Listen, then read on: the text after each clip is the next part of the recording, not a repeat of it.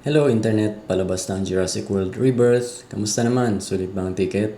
Ito na ang pampitong film ng Jurassic Park franchise. Kaso para sa akin, wala nang buhay ang Jurassic World. Mukhang naubusan na sila ng idea.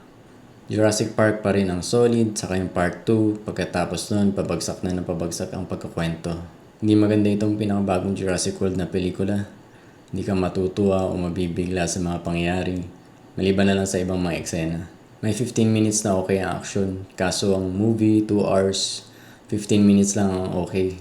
Ang kabuuan, boring, maraming pilit na mga pangyayari.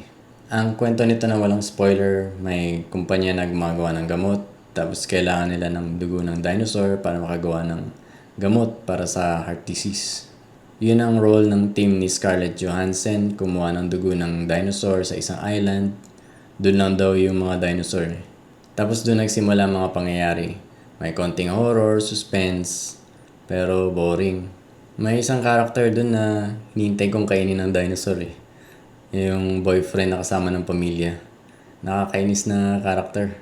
So maraming nangyayari pero hindi ka na magugulat. Kung nakapanood ka na ng mga naunang Jurassic World, alam mo na mangyayari. Kumbaga, sawa na tayo dito. Hindi nila na-improve ang konsepto, paulit-ulit na lang. Saka yung pamilya parang pilit na sinali dito. Tingin ko mas okay kung nag-focus na lang sila dun sa team ni Scarlett Johansson, yung naghahanap ng dugo ng dinosaur. Parang dalawang kwento na pilit ipag-isa sa isang pelikula. Tulad ng sinabi ko kanina, may magagandang part naman. Kung napanood nyo ang Jaws tsaka Jurassic Park, Part 1, may mga shots dito na katulad dun. Kumbaga, pagpupugay sa mga movie na yun. Pero para sa akin, sa pangkalatan, generic ang Jurassic World Rebirth. 4 out of 10, sayang ang bayad. Hindi recommended, hindi magandang pelikula. Palabas pa rin ang How to Train Your Dragon. Yun na lang panoorin nyo, mas okay yun. Okay, so next week, showing na ang Superman. Malaki yun. Tapos ngayon sa Netflix, palabas na ang Dandadan Season 2. Tapos ngayon, pinapanood ko ang pinakabago ng Marvel, yung Ironheart.